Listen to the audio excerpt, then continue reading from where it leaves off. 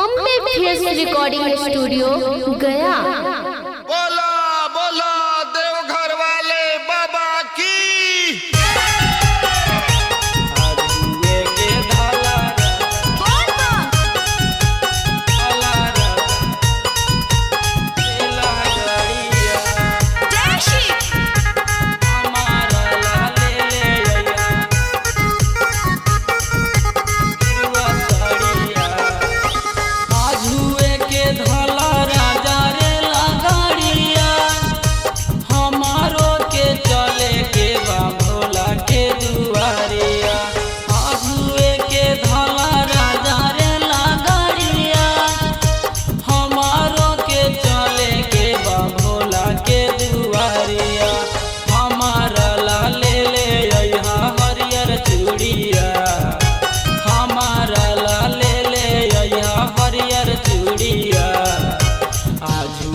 के धला राजा रे लगड़िया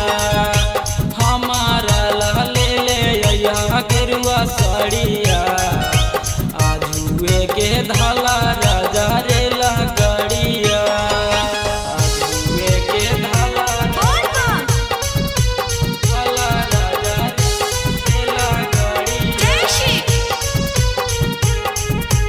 हमारा ले ले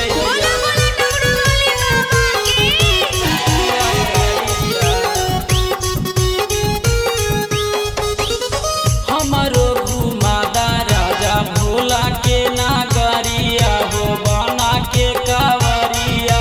चल भोला दुआरिया चल भोला दुआरिया हमारो घुमादा राजा भोला के नागरिया बना के कावरिया चल भोला दुआरिया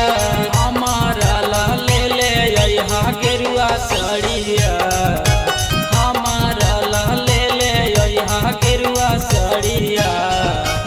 आजुए के धला राजा रे लगड़िया हमारो ले ले हरियर चूड़िया आजुए के धला राजा रे लगड़िया आजुए के धला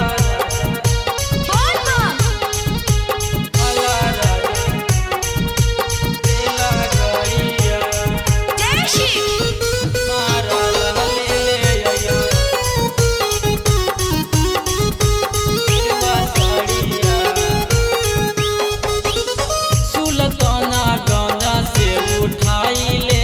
जलावा पहिला सोमारी जाके झा